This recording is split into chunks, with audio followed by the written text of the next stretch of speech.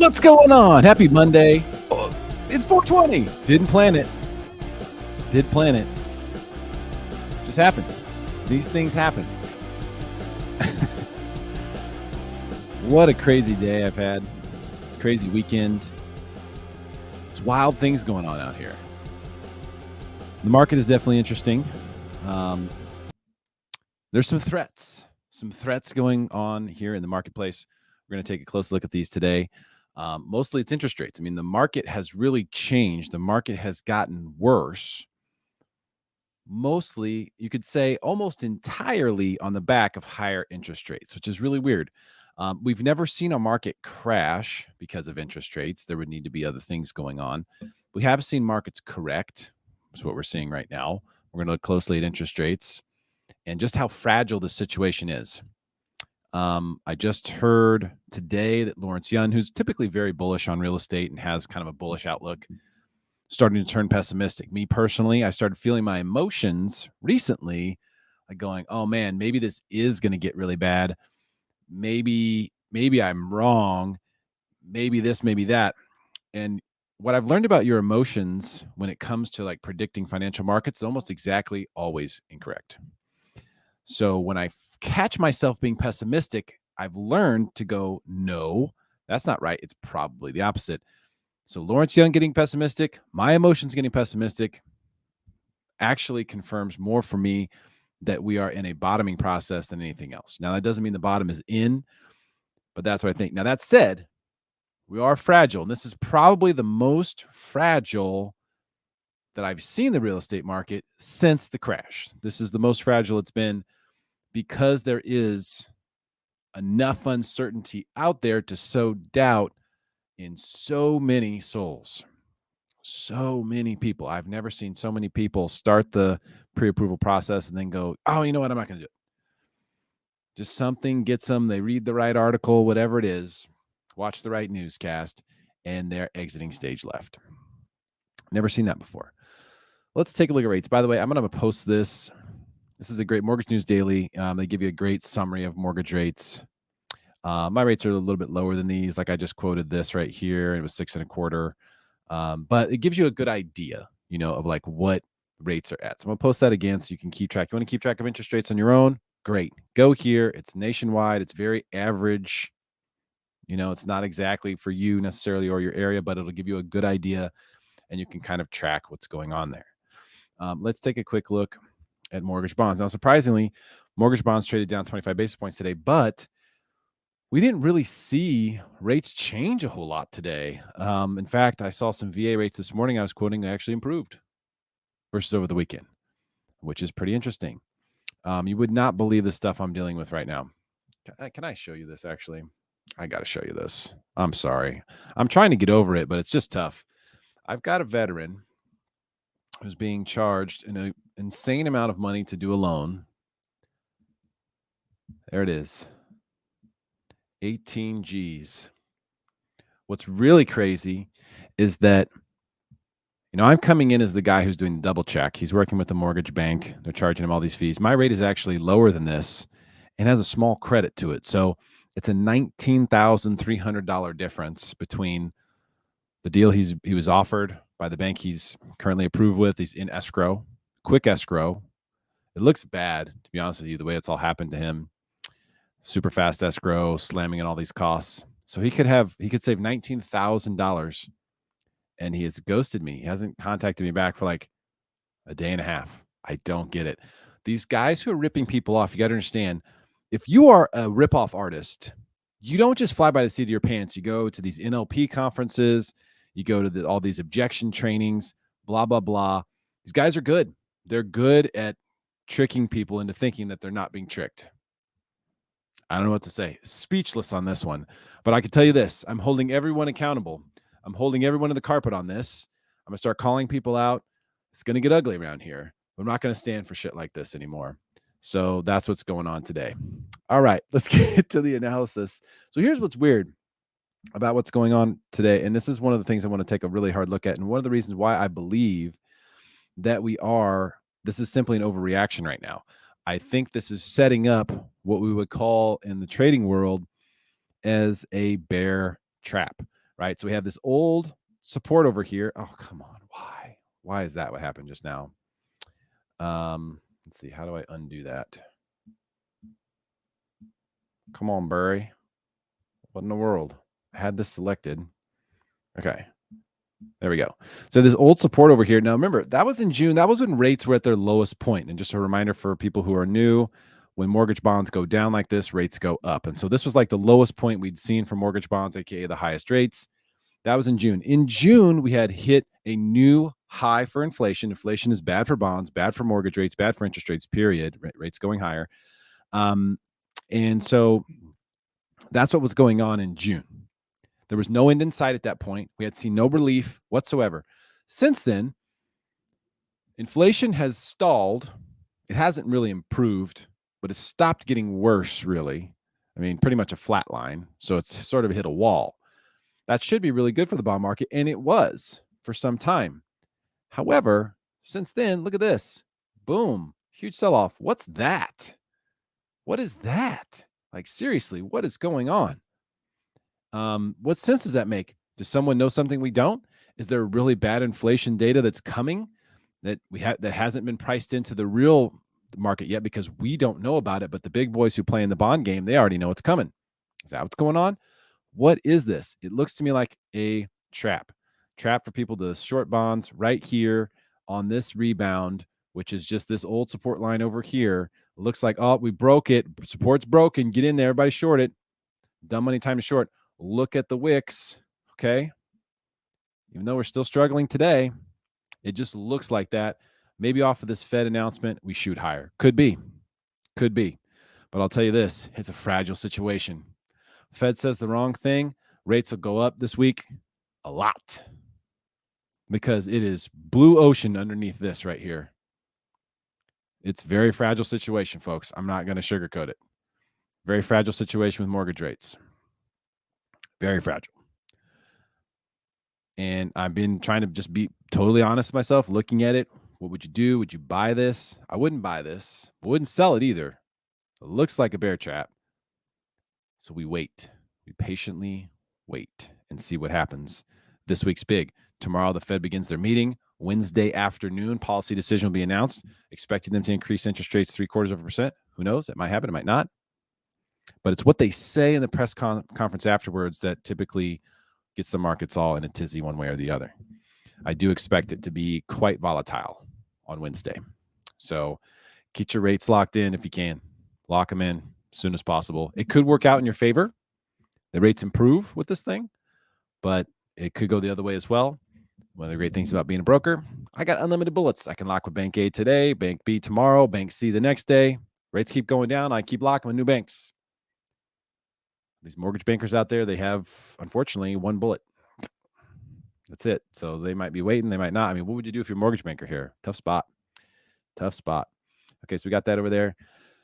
Home builders, lower prices, sentiment falls with them. The home builder sentiment index came out today, fell 3 points again. Yeah, I wouldn't be feeling great if I was a home builder either. I got the most expensive inventory in a market where interest rates are going up. There's tons of uncertainty, and resale inventory is there. You know, cheaper inventory is there. Competition is heating up among sellers. And it's not really a situation where, you know, it's going to be really good to be a home builder. So yeah, this makes sense. But they like to, I mean, you like to see these things get strutted out by the bears as like, oh, look, see. But I can tell you this, hell with the home builders. Sorry, guys. I know you're taking huge risks. I know we need you, but you guys just aren't doing your business properly. And I've lost a lot of respect. So, you know, if things aren't going well, you need to figure out how to do it better. It's one of the reasons why I'm looking into developing land, and I will be developing land because it can be done better than it is right now. And if we're going to create housing that people actually want, the kind of homes that first-time buyers will buy, the type of homes that get people started, that create some sort of stepping stone, if we want that to be built, someone's got to take a concerted effort to do it, and it's not going to just happen. It's not going to happen. That's why most new construction stuff is all high price. I mean, you go and you look entry-level condos, 600,000 is where they start. The hell is that? And you got mellow roofs and huge tax rates. Come on. Crazy. Crazy. These guys, I don't know what to tell you. Somebody sent me this one, fortune.com. There are now 210 U.S. housing markets at risk of 15 to 20% home price declines, says Moody's. Very, very interesting. Now, if you get into this, what it's going to say, these 210 U.S. housing markets at risk, when are you not at risk? Are we ever not at risk of losing 10, 15, 20%?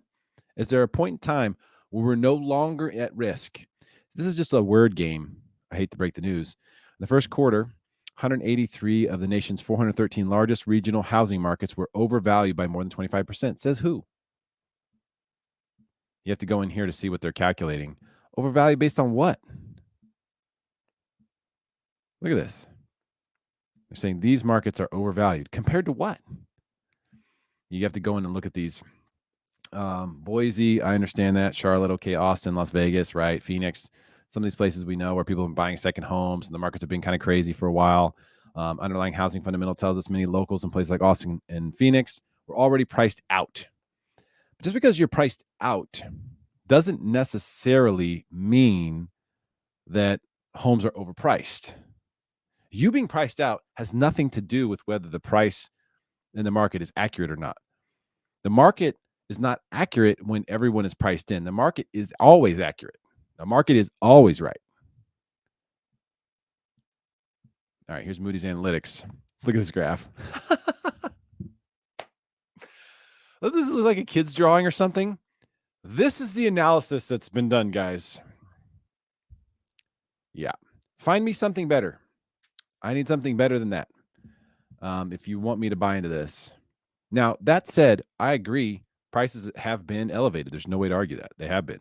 Prices have gone up a lot. We're going to look at that. Let's look at it. That's home prices in the United States. Right there. Look at that. Part of the reason why we like real estate. The graph of real estate prices goes up and to the right. That's what it does. Up and to the right. But what's going to be real interesting to see, and this data should be coming out, let's see what, second week of October. We need Q3. So let's zoom this in real quick. So you can see over a long period of time, real estate does extremely well. Everybody gets that. Okay. Well, let's look here. This now it looks like there's some rounding going off here at the top, right? It looks like a little bit of a rounding. It's still moving quite higher though. I mean, even if you look Q1, we were average price of 514,100. At the end of Q2, which by the way, that takes us through June, right? When inflation was peaking, 525, the average price in the nation. Okay. What is it going to be in Q3? I have a feeling it's going to be lower than this, right? So we're going to kind of be seeing the rounding of a top formation there. And here's what I want to show you. Let's go back. Notice, and a lot will be said about this, but notice there's lots of times along the road here where you see these kind of spikes. Okay, this one was the only one that was really, really important. Q1 2007, where we got to see that was the top. Okay, Q1 2007 was the top at 322,100. Then we get to the bottom at Q1 2009. So 2 years of essentially a decline in prices from 310 to 257. But there's been several of these sort of little toppy things, we'll call them cone heads, that have happened along the way. This happens. It does. And at the end of the day, you can see where the trend is still headed.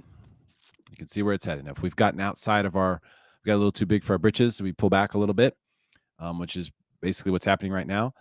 That's not only normal and healthy, happens, it's really required, especially after big gains. They can't just go up forever.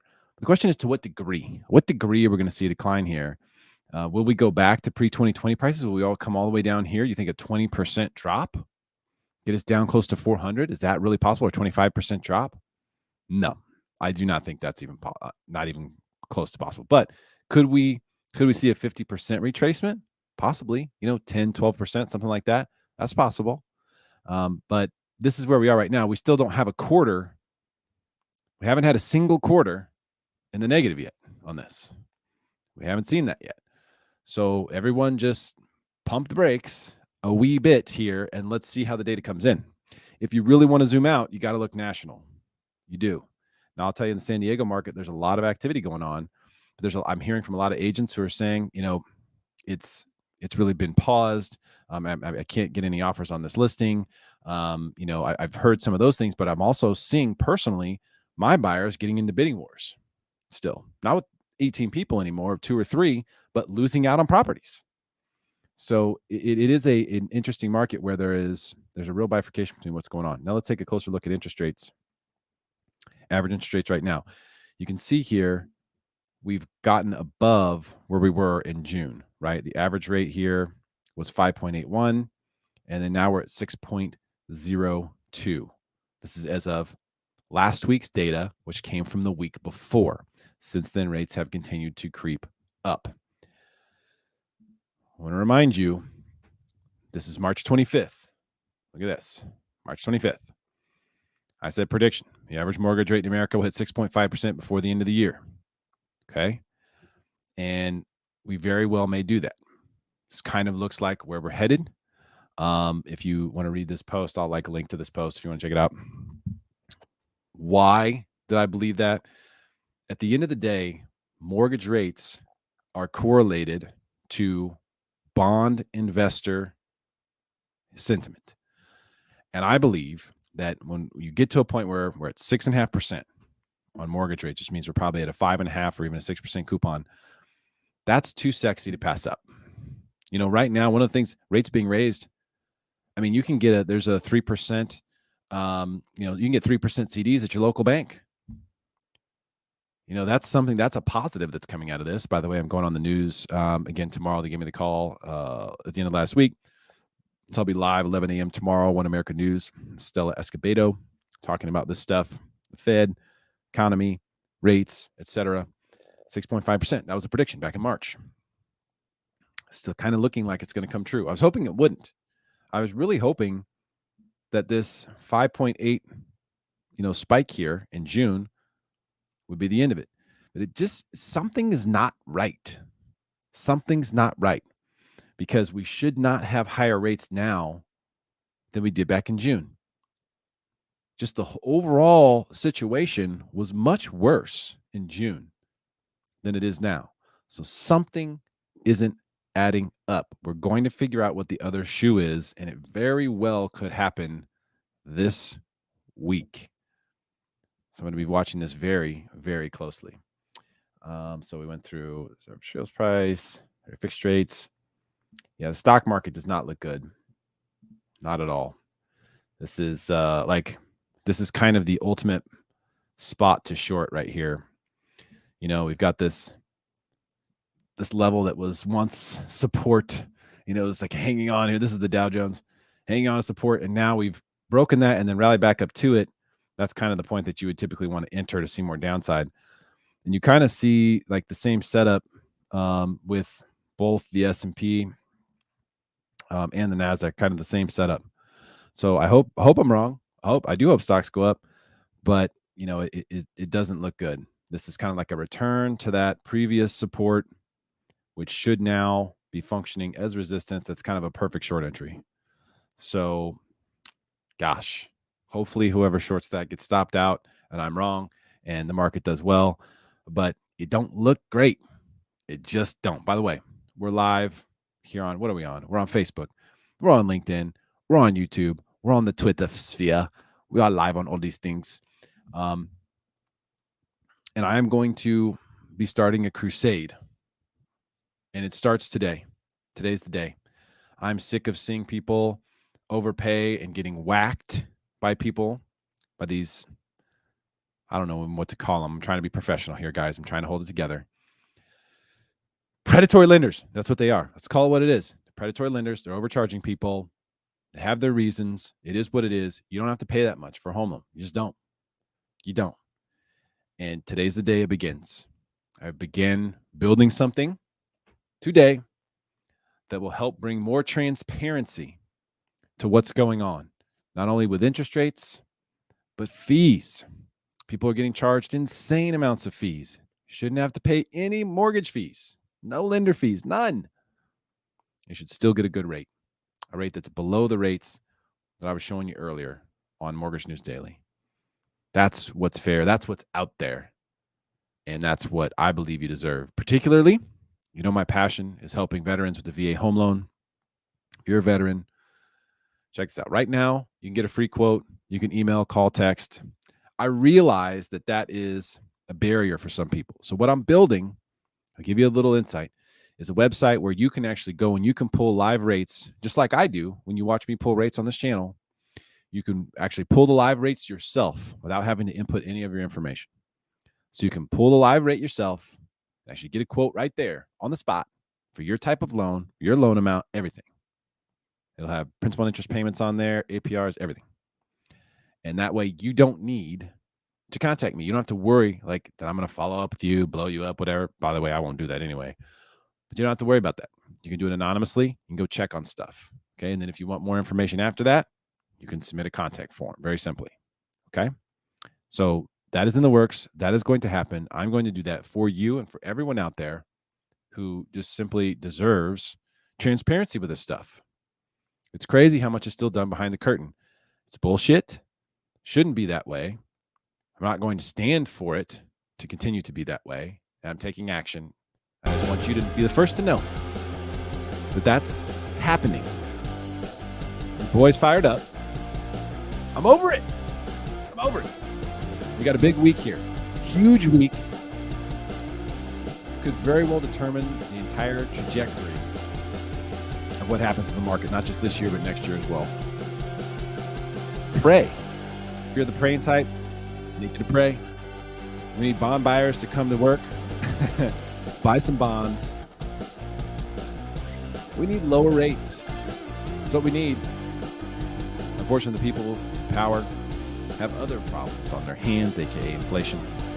And that's a higher priority right now. What this is doing is it's creating an insane buying opportunity, and buyers who are taking advantage, kudos to you. Everybody else, we'll see you next year when rates are lower, competition is higher, and I'll be here to help you. Have a great day, guys. Talk to you soon.